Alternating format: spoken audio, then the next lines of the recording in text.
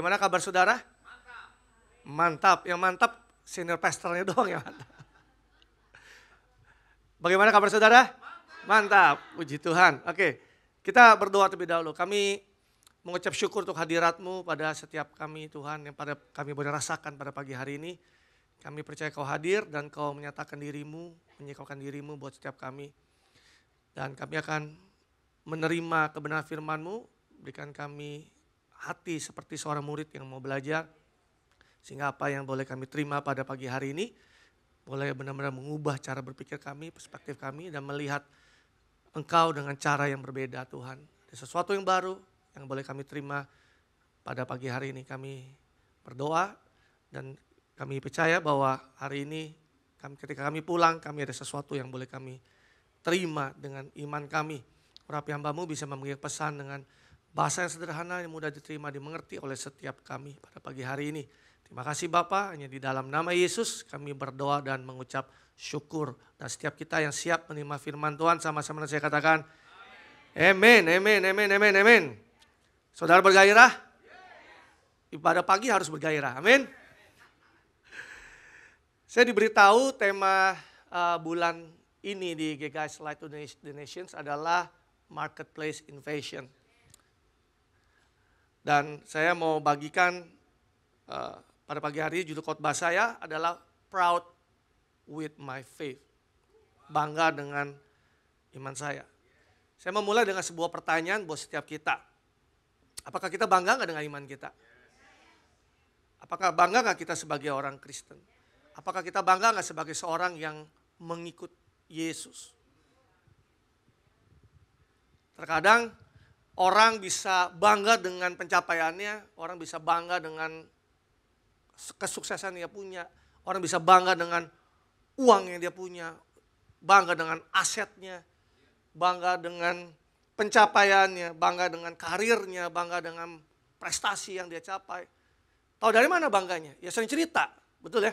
Orang kan kalau bangga tuh sering cerita. Gue punya ini loh, gue punya ini loh, gue udah ini loh, kemarin saya berhasil ini loh, saya berhasil. Orang yang bangga tuh cerita pasti kebanyakan. Nah pertanyaan saya adalah kalau kita bangga dengan iman kita, kita ada cerita nggak tentang dia? Ada nggak kita cerita tentang Yesus? Ada nggak cerita tentang kebaikannya? Nah seharusnya kita bisa berkata, I'm proud to be a Christian. Saya bangga sebagai seorang Kristen, saya bangga sebagai seorang pengikut Yesus, saya bangga sebagai seorang yang mempunyai iman di dalam dia. Nah Tuhan panggil kita untuk berada di dalam dunia. Di marketplace, di dunia usaha. Nah, apakah dunia melihat kita bangga nggak dengan iman kita? Apakah kita lebih sering cerita masalah kita sama orang lain, apa kita lebih sering menceritakan Yesus kepada orang lain? Apakah kita lebih sering ngobrolin berita yang terjadi di luar, atau kita lebih sering ngobrol tentang Yesus? Apakah pada saat saudara bicara tentang Yesus, saudara bergairah nggak tuh? Saya menemukan ada orang-orang yang kalau dia sharing tentang Tuhan, bisa berjam-jam gak kelar-kelar loh. Karena kenapa? Karena antusias, karena bergairah. Atau justru ngomongin yang lain yang lebih bergairah. Ngerti gak maksud saya?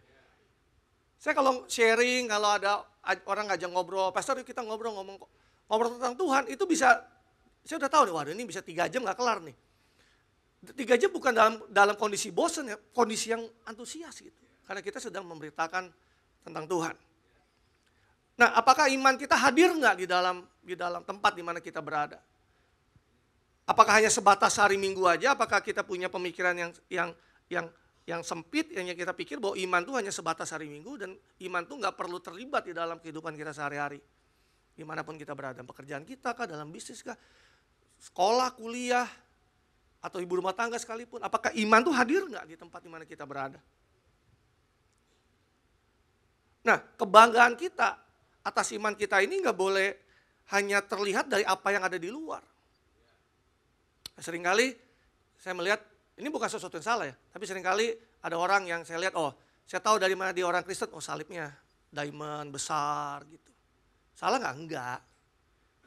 Terkadang kalau zaman dulu ada di mobilnya stiker Jesus Inside, oke. Di kantornya putar lagu rohani. Aku punya Tuhan yang besar. Allah yang besar. Tapi pertanyaan saya adalah, apakah itu yang dilihat oleh dunia? Yang mengecap, oh ini orang Kristen nih. Atau pada saat kita ini udah mau Natal nih, ini udah bulannya udah ber nih, lagi Desember nih. Apakah di kantor kita udah mulai pasang pernak-pernik, oh ini orang Kristen nih. Karena dia pasang pernak-pernik Natal. Apakah sesuatu yang sifatnya outward yang ada di luar atau sesuatu yang ada di dalam diri kita yang dilihat oleh orang bahwa dia orang mengikuti Yesus, dia adalah orang Kristen. Nah, pagi hari ini saya mau bagikan bahwa bangga itu harus terwujud dalam hal ini. Yang pertama, saudara boleh catat ini. Saya mendorong setiap saudara untuk keluarkan catatan saudara. Yang pertama adalah mindset. Katakan mindset. Kita harus punya mindset yang berbeda dengan dunia. Nah, perbedaan itu harus nampak karena mindset yang kita punya, cara beroperasi kita itu berbeda dengan cara beroperasinya dunia. Di Roma 12 ayat 2 dikatakan gini, janganlah kamu menjadi serupa dengan dunia ini, tetapi berubahlah oleh pembaruan budimu, sehingga kamu dapat membedakan mana kehendak Allah, apa yang baik, yang berkenan kepada Allah, dan yang sempurna. Berubahlah oleh pembaruan budimu. Ayat ini udah berkali-kali, udah sering banget dikhotbahin. Di dalam yang Privat Bible dikatakan, but be transformed or changed by the entire renewal of your mind. Tetapi biarlah kita ditransformasi, diubah oleh seluruh pembaruan pikiranmu. Dengan kata lain, kalau kita tidak berubah oleh pembaruan pikiran kita, kita menjadi sama dengan dunia ini. Saya ulang sekali lagi. Dengan kata lain, dari ayat ini kita bisa pelajari, kalau kita enggak berubah dengan pembaruan pikiran kita, kita sama atau serupa dengan dunia ini. Jadi kalau pikiran kita tidak diperbaharui, maka cara beroperasi kita sama dengan cara beroperasinya dunia. Nah sebaliknya kalau kita bilang, gue gak mau kayak dunia, gue gak mau cara kerja gitu. Berarti kita harus izinkan firman Tuhan memperbaharui pikiran kita. Nah ini seringkali hal yang kayaknya sederhana tetapi pada kenyataannya gak gampang buat anak-anak Tuhan untuk benar-benar mau dan taat untuk melakukan ini. Dan izinkan firman Tuhan itu memperbaharui cara berpikir. Nah mindset apa yang dimaksud? Mindsetnya adalah mindset yang terus diselaraskan oleh firman Tuhan. Mindset yang diisi oleh firman Tuhan. Karena pada saat kita tidak isi mindset pikiran kita dengan firman Tuhan, tidak diselaraskan firman Tuhan, maka diisi oleh hal yang lain. Karena pikiran itu nggak mungkin kosong. Karena apa yang kita lihat, apa yang kita baca, apa yang kita dengar, itu memengaruhi apa yang ada di dalam kepala kita. Tapi kalau kita izinkan kita diisi oleh firman Tuhan, diselaraskan oleh firman Tuhan, maka firman Tuhan katakan, kamu dapat membedakan mana yang kehendak Allah, apa yang baik, yang berkenan, dan yang sempurna. Ada satu kali ada nanya sama saya, Pastor, saya tahu dari mana ya saya kehendak Tuhan. Kehendak Tuhan dalam hidup saya, perbaharui pikiranmu. Karena kalau kamu gak perbaharui pikiranmu, sampai Tuhan Yesus datang kamu gak akan kenal apa kehendak Tuhan. Kamu gak akan tahu apa jadi kehendak Tuhan dalam hidup kamu. Karena firman ini ngomong, kalau kamu mau tahu mana yang jadi kehendak Tuhan dalam hidup kamu, kamu harus perbaharui cara berpikirmu. Kalau kamu tahu apa yang berkenan, apa yang baik, apa yang sempurna, kamu harus perbaharui cara berpikirmu, mindsetmu. Yang mengerti katakan amin. Jadi kita gak bisa mengatakan bahwa kita bangga dengan iman kita, tapi kita gak suka dan kita gak cinta firman Tuhan. Gimana caranya kita bisa jadi orang yang bangga dengan iman kita, tapi kalau kita sendiri aja gak suka sama firman? Atau bagaimana kita bisa menjadi orang yang diperbaharui pikiran kita, kalau kita sendiri aja gak cinta firman Tuhan? Kita lebih suka, yang lagi hangat nih kan politik mulai hangat nih. Kita lebih suka baca berita politik daripada firman Tuhan misalnya. Masa pastor gak boleh baca-baca, saya juga baca. Tapi apakah setiap kita lebih memprioritaskan firman Tuhan itu mengisi pikiranmu, menyelaraskan pikiranmu. Firman Tuhan katakan di Yohanes 14 ayat 15 dikatakan, jika kamu mengasihi aku, kamu akan menuruti segala perintahku. Dari mana kita tahu segala perintah Tuhan? Ya dari Alkitab dong. Bagaimana kita bisa menuruti segala perintah Tuhan kalau kita sendiri aja nggak tahu firman-Nya apa? Instruksinya aja kita nggak tahu. panduan hidupnya aja kita nggak tahu. Gimana kita bisa ikutin? Itu yang pertama. Yang kedua, bagaimana kita bisa suka atau kita taat sama firman Tuhan. Kalau kita nggak cinta dengan firman itu sendiri.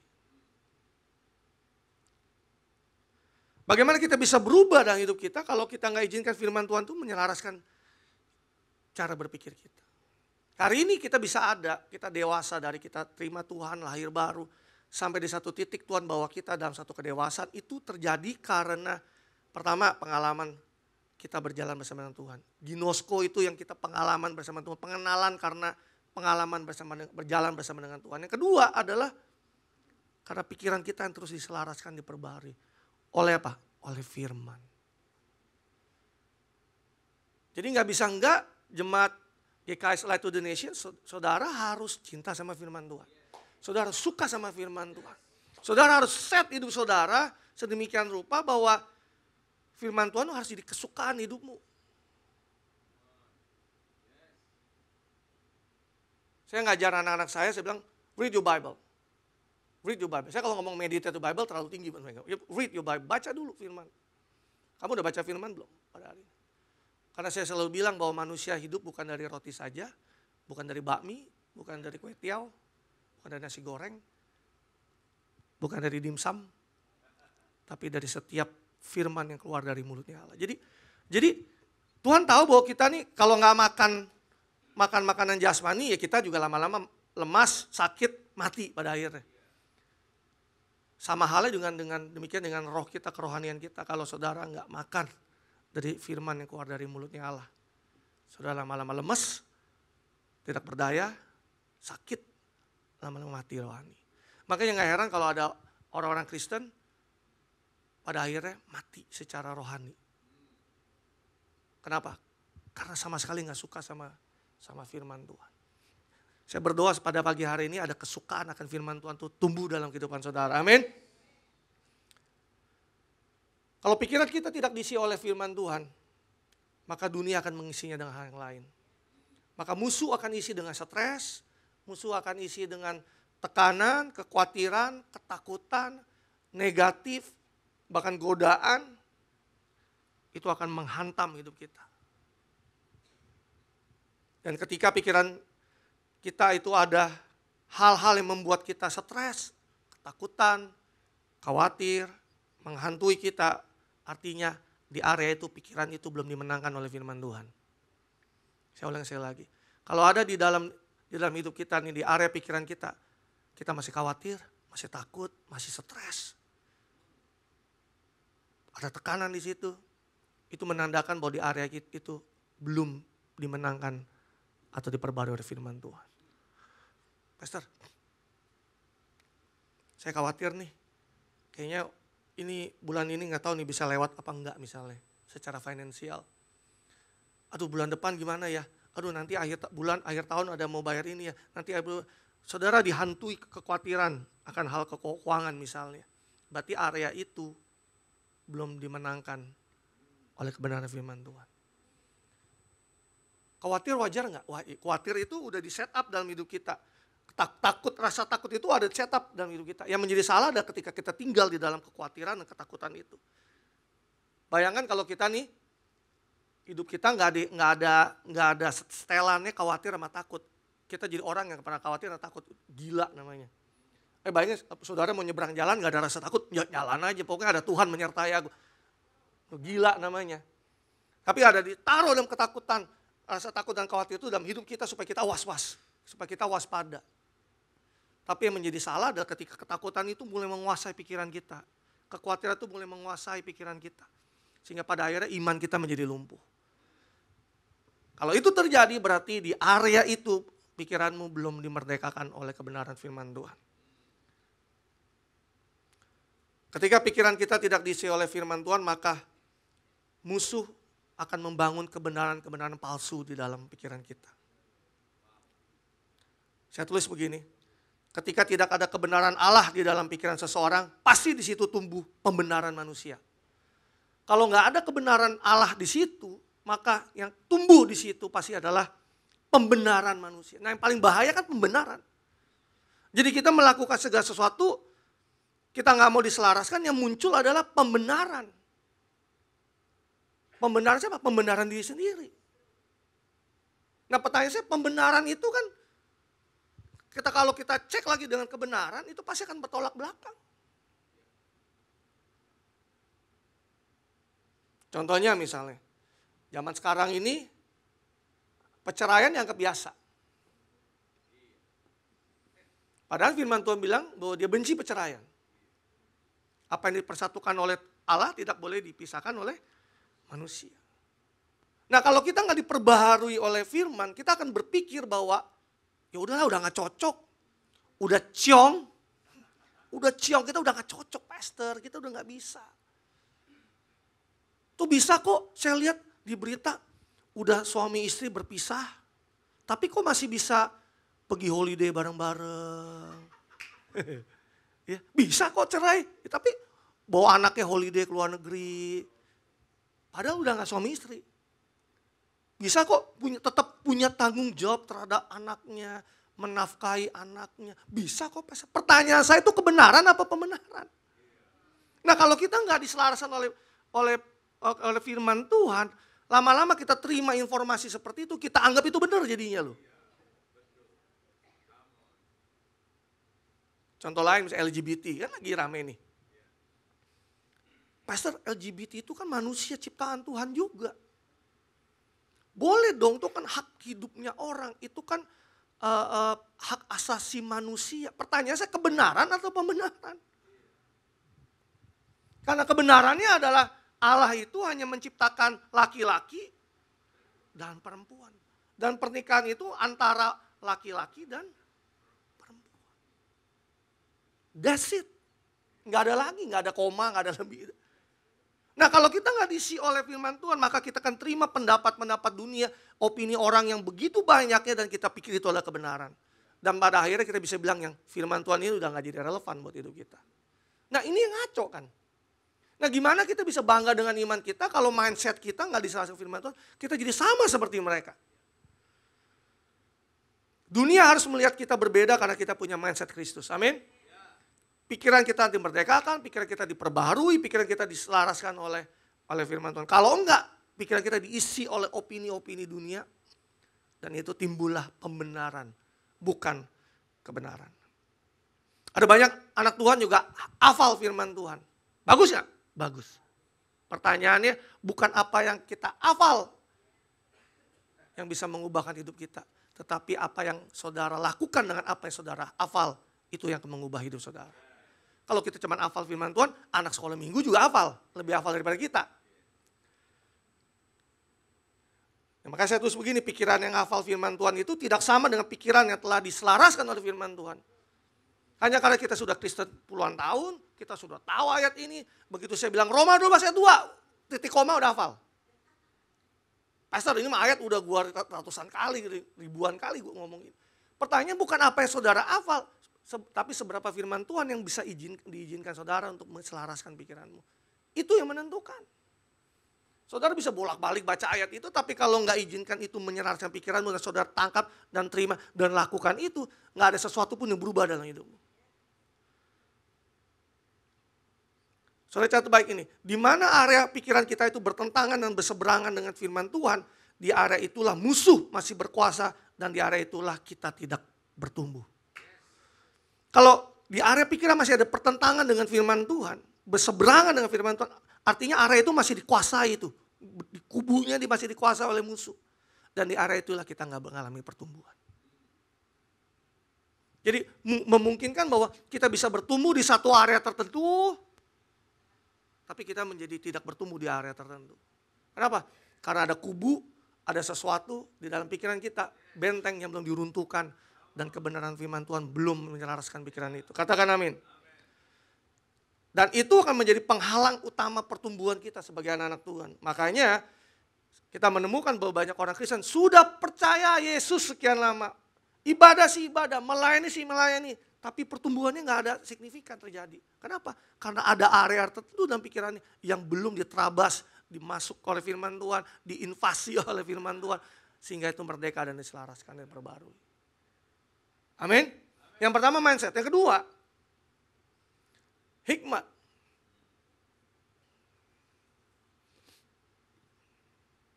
Katakan hikmat. Jadi kalau kita bangga dengan iman kita, itu harus terlihat dari hikmat yang kita punya. Karena salah satu kekuatan yang kita miliki sebagai orang Kristen adalah kita memiliki Tuhan yang adalah sumber dari segala sumber yang dapat dipercaya dan diandalkan senantiasa dalam kehidupan kita. Jadi itu adalah kekuatan yang kita punya sebagai anak-anak Tuhan. Dan yang mana kekuatan itu seringkali atau banyak saya temui tidak digunakan dengan baik. Bahwa kita punya sumber di atas segala sumber. Pribadi yang bisa diandalkan, yang bisa dipercaya senantiasa. Kita punya pribadi itu namanya Yesus, tapi seringkali kita lupa atau kita mengabaikan keberadaan dia dan keterlibatan dia dalam kehidupan kita. Nah, perhatikan kata kunci ini, ketergantungan dan keterlibatan. Kalau kita ingin menjadi orang yang menginvasi marketplace, kita harus cek diri kita, seberapa ketergantungan kita sama Tuhan dan seberapa keterlibatan Tuhan di dalam kehidupan kita.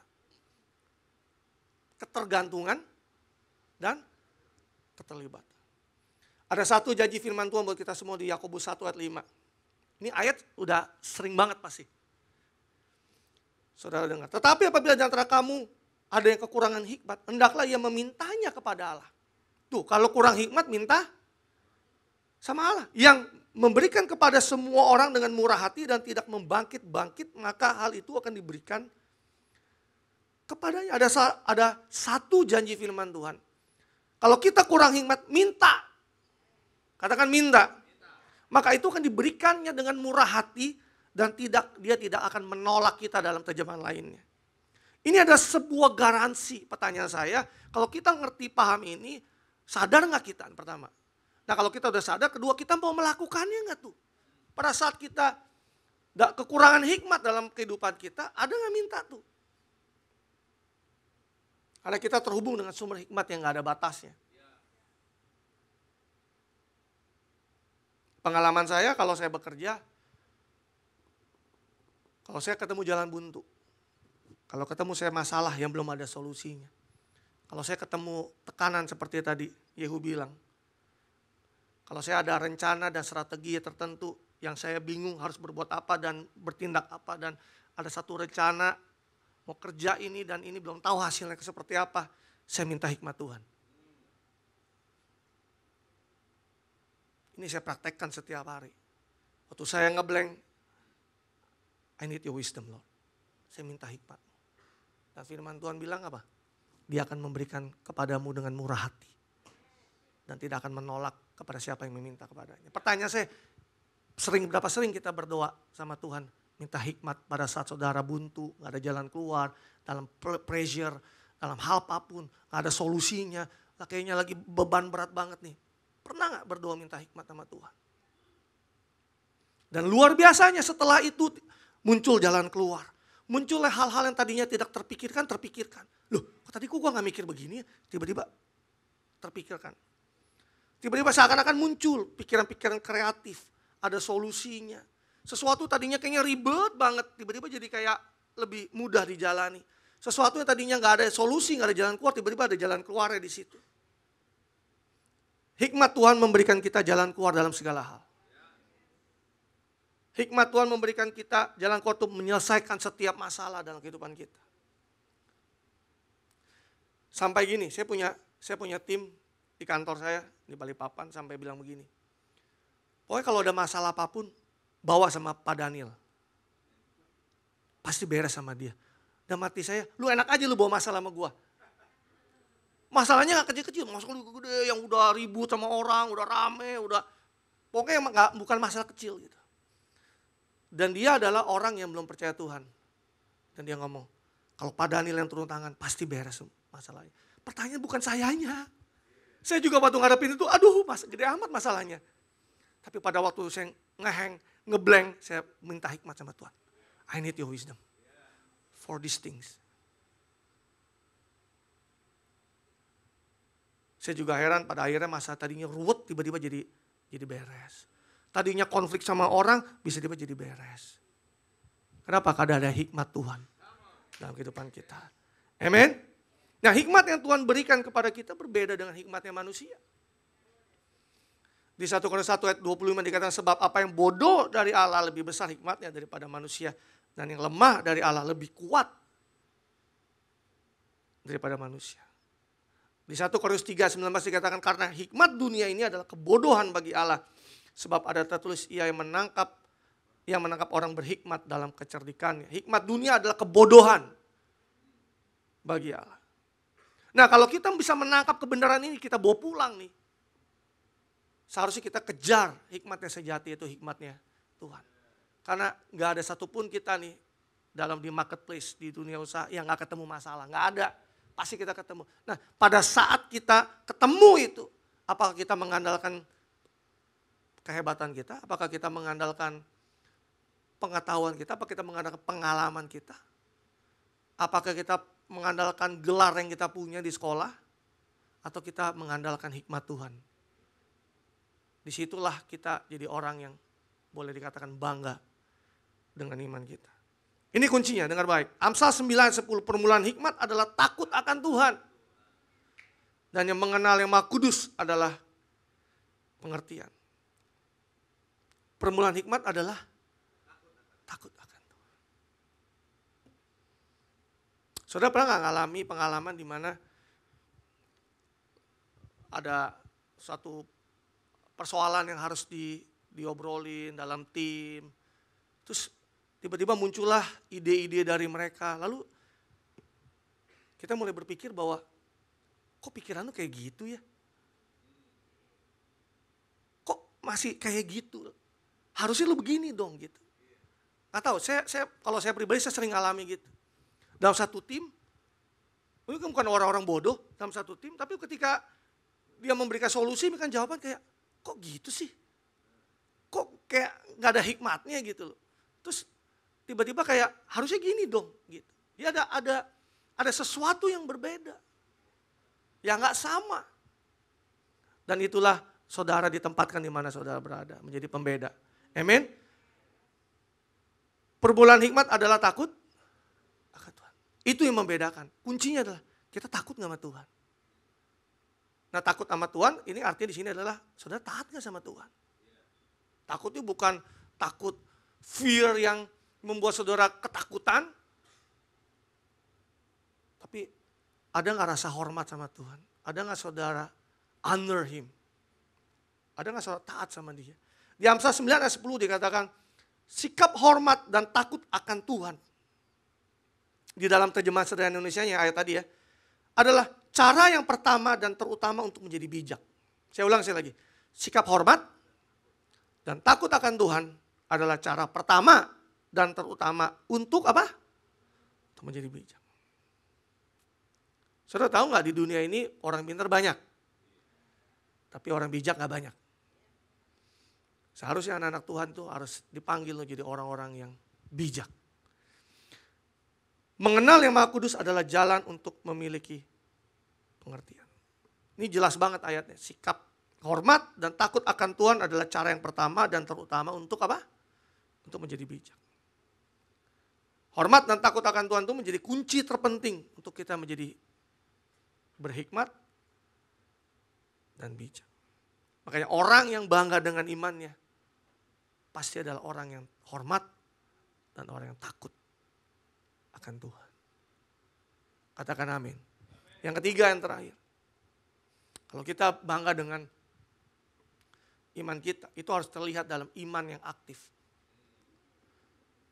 Orang yang bangga dengan imannya memiliki iman yang aktif. Punya gaya hidup iman yang aktif. Iman itu bukannya pasif, bukannya mati. Tapi iman yang aktif. Iman yang bukannya sekedar percaya saja, tetapi iman yang lahir dari tindakan, dari apa yang kita percaya. Iman yang aktif itu harus lahir dengan tindakan. Karena firman Tuhan mengatakan bahwa firman tanpa perbuatan itu hakikatnya adalah mati. Kita gak bisa mengatakan bahwa kita adalah anak Tuhan, tapi perbuatan kita tidak mencerminkan iman kita. Dari apa yang kita percaya.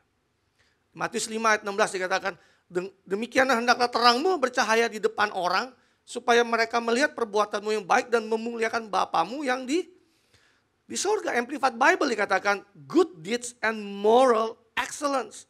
Perbuatan yang baik dan keunggulan moral. Perbuatan itu harus terlihat.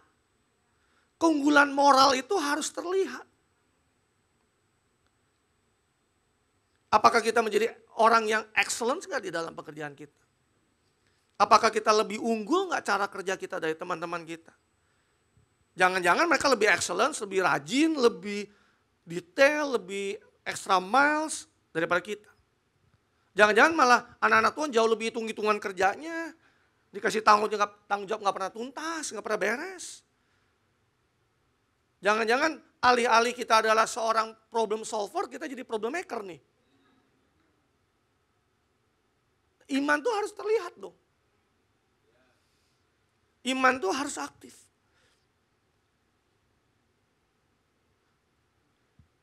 Apakah kita menjadi orang yang favorable nggak di mata pemimpin kita? Karena ada favor Tuhan dalam kehidupan kita. Seperti kisah Yusuf yang kita baca di Kejadian 39 ayat 2 sampai 6. Ini sengaja saya satu-satu supaya kita nangkap ini. Tetapi Tuhan menyertai Yusuf. Tuh, ayatnya aja udah dibuka dengan tetapi Tuhan menyertai Yusuf. Sehingga itu kan akibatnya ya. Sebabnya adalah Tuhan menyertai Yusuf. Akibat karena saudara dan saya disertai oleh Tuhan.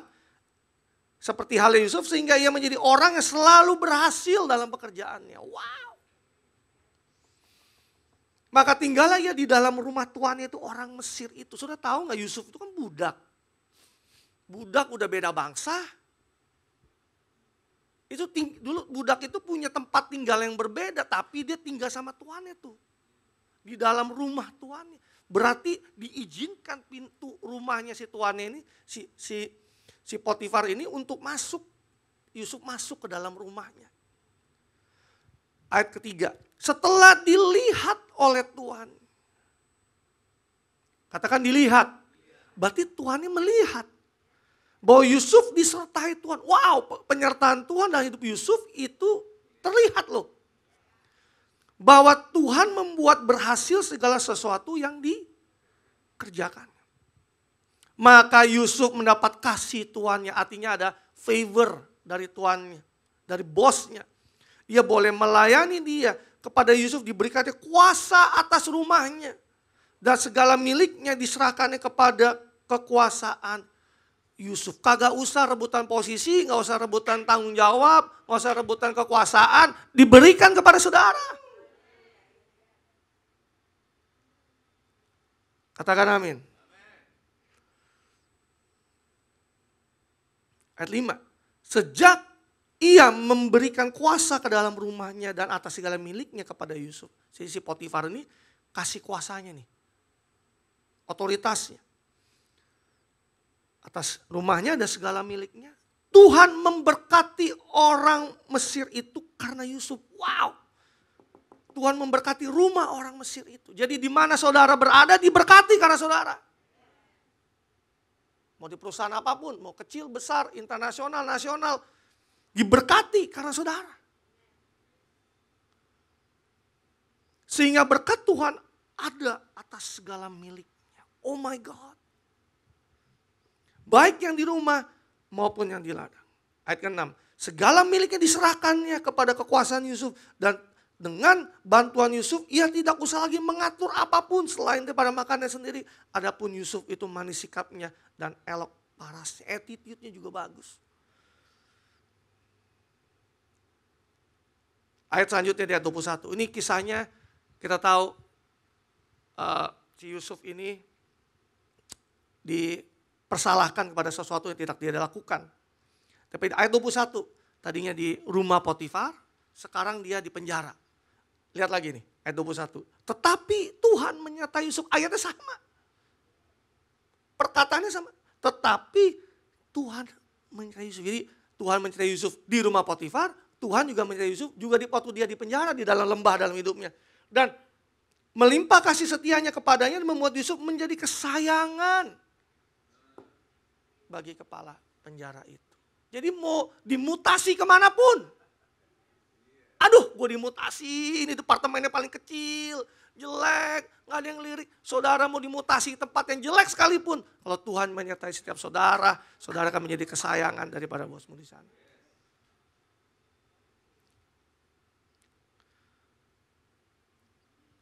Ayat 22, sebab itu kepala penjara mempercayakan semua tahanannya ke dalam penjara itu kepada Yusuf. Yusuf tahanan, tapi semua tahanan yang ada di penjara itu dipercayakan semua kepada si Yusuf. Dan segala pekerjaan yang harus dilakukan di situ, dialah yang ngurusi. Ayat 23, dan kepala penjara tidak mencampuri segala yang dipercayakan kepada Yusuf, tetapi Tuhan menyertai dia dan apa yang dikerjakannya dibuat Tuhan berhasil. Wow, itu harusnya saudara dan saya seperti itu. Iman itu aktif, nyata, perbuatannya nyata, terlihat, excellence-nya terlihat. Iman itu yang aktif itu membuat keterlibatan Tuhan nyata dalam hidup kita, dalam pekerjaan kita. Tadi saya suka banget waktu Yehu ngomong, waktu dia penuh dengan tekanan, dia cari Tuhan dan Tuhan berkata, I back you up. Itu satu iman yang aktif. Dan itu nggak hanya cuma 1-2 orang yang harus alami, setiap saudara dan saya. Keterlibatan Tuhan dan kebergantungan Tuhan, itu harus nyata dalam kehidupan kita. Saudara bisa bayangkan ini, kalau dimanapun saudara ditempatkan Tuhan, apapun yang saudara kerjakan dibuat berhasil oleh Tuhan. Pemimpin saudara melihat saudara disertai Tuhan. Tuhan memberkati perusahaanmu karena ada engkau ada di sana. Ada berkat Tuhan, ada favor Tuhan di situ. Dan ini bukan omong kosong, ini adalah kebenaran, sebuah fakta yang saudara harus terima. Bahwa kalau saudara, hidup iman saudara aktif, dimanapun saudara berada, tempat itu diberkati karena saudara. Bukan untuk menyombongkan diri, tapi saudara tahu, karena saya ada di sana, Tuhan hadir di situ, maka tempat ini diberkati oleh Tuhan. Dibuat berhasil. Nah, saudara tahu kalau ini terjadi dalam kehidupan kita, betapa berdampaknya kita di situ. Galatia 5 ayat 22, dalam terjemahan sederhana Indonesianya. Ini ayat yang terakhir. 22 dan 23. Tetapi, kalau kita hidup dipimpin Roh Kudus, hal itu pasti tampak lewat cara hidup kita. Wow. Ayatnya mengatakan bahwa itu pasti kelihatan dalam hidupmu. Yang apa? Yang saling mengasihi, bersukacita, damai, sabar dalam kesusahan, murah hati, suka menolong sesama, menepati janji, lemah lembut, dan bisa menguasai diri. Hukum Taurat pun tidak menentang semua hal itu. Iman yang aktif itu artinya hidup dipimpin oleh Roh Kudus. Dan iman yang aktif itu harus terlihat dalam cara hidup kita. Yang nampak dalam kehidupan kita.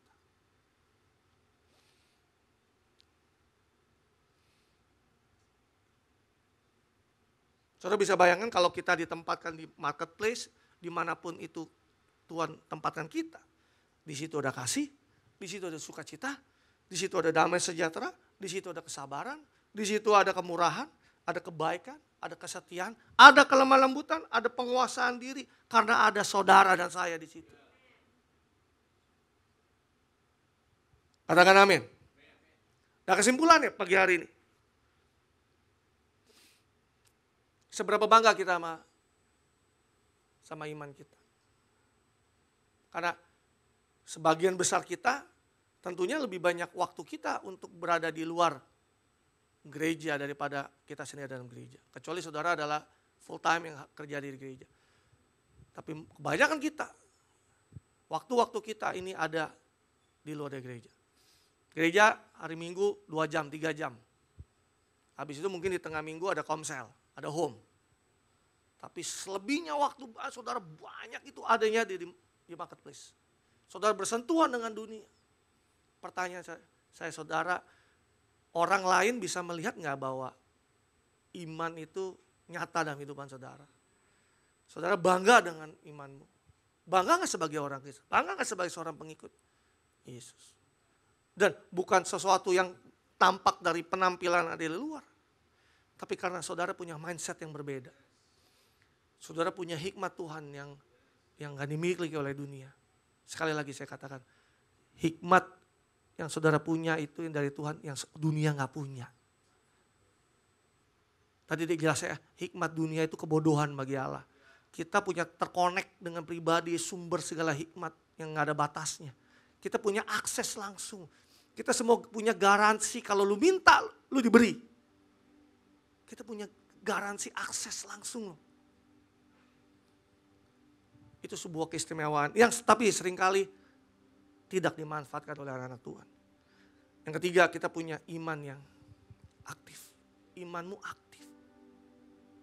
Di dalam saudara kuliah, sekolah, kerja, bisnis, usaha, ibu rumah tangga, dimanapun saudara, iman saudara aktif. Penyertaan Tuhan terlihat. Keterlibatan Tuhan itu terlihat dalam kehidupan saudara. Amin. Saudara belajar sesuatu pagi hari ini? Yuk kita bangkit berdiri, kita tutup ibadah. Terima kasih Tuhan.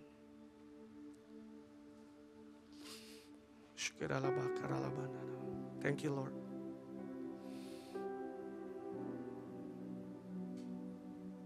Saya dengar baik ini. Tidak ada dampak atau perbedaan yang kita bisa lakukan di dalam dunia ini atau di marketplace kalau kita nggak dipenuhi Roh Kudus. Kalau kita nggak pernah mengalami Tuhan, kalau kita nggak pernah lahir baru, kalau kita nggak pernah mau diperbaharui pikiran kita, nggak akan ada berdampak.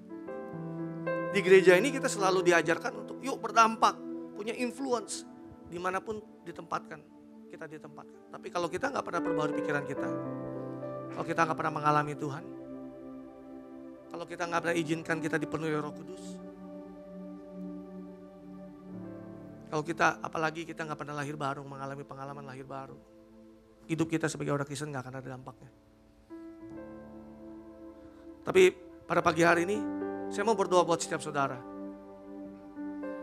Kalau saudara menangkap pesan Tuhan pada pagi hari ini, apapun itu, poinnya mana? Ada gitu banyak poin, ada gitu banyak statement, ada gitu banyak hal-hal yang saya bagikan.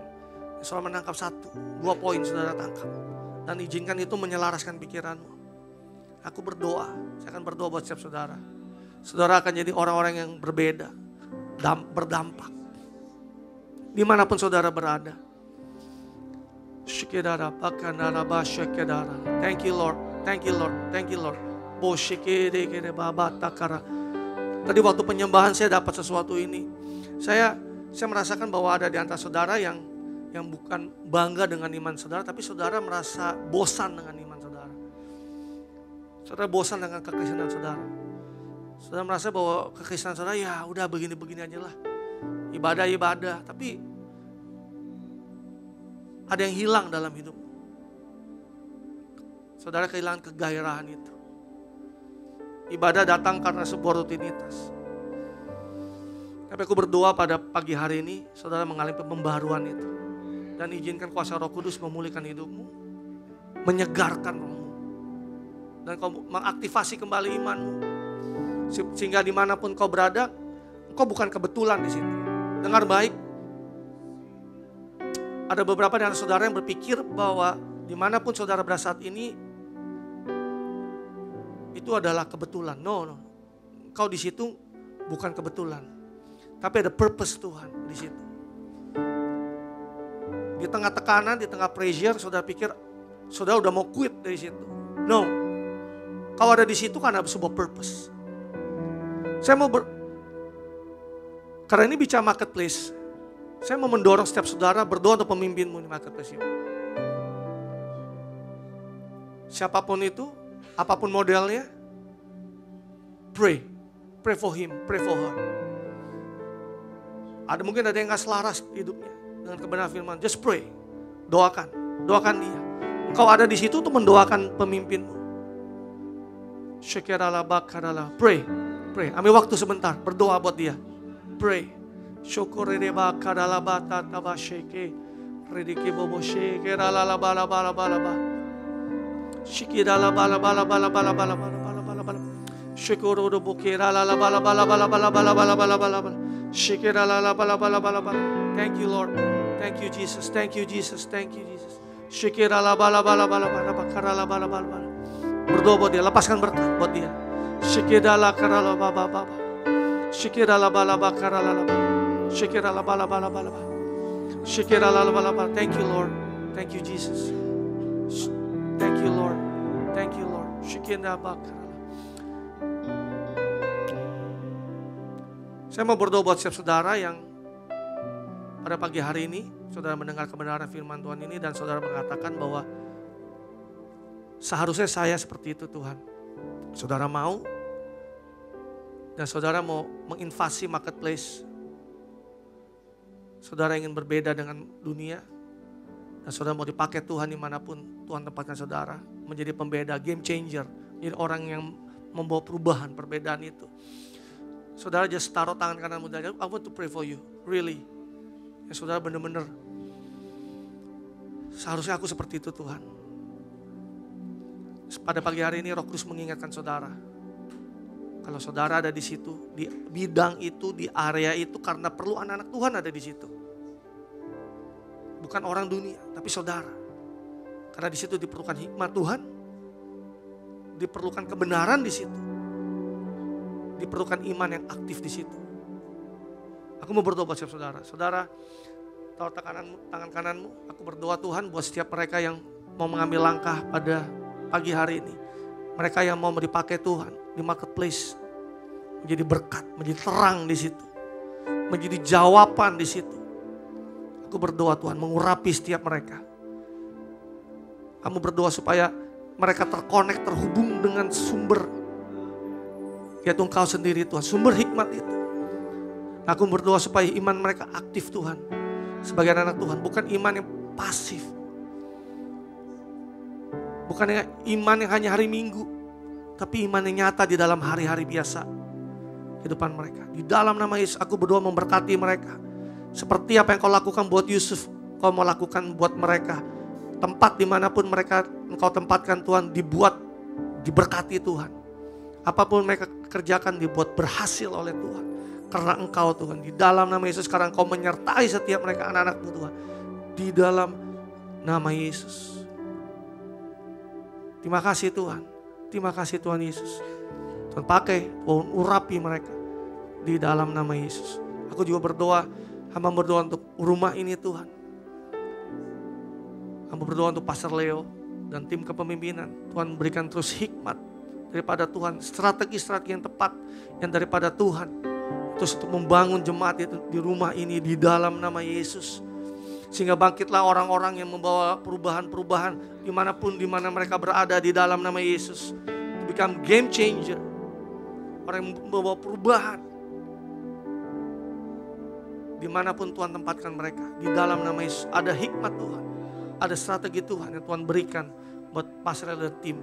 Di dalam nama Yesus. I bless this house in Jesus name. Dipenuhi oleh orang-orang yang takut akan Tuhan, yang hormat akan Tuhan, yang cinta akan firman Tuhan. Di dalam nama Tuhan Yesus. Terima kasih Bapa.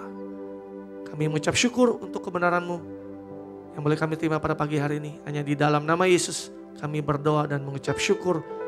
Haleluya, sama-sama dengan saya katakan amin, amin. Beri tepuk tangan buat Tuhan kita, haleluya. God bless you.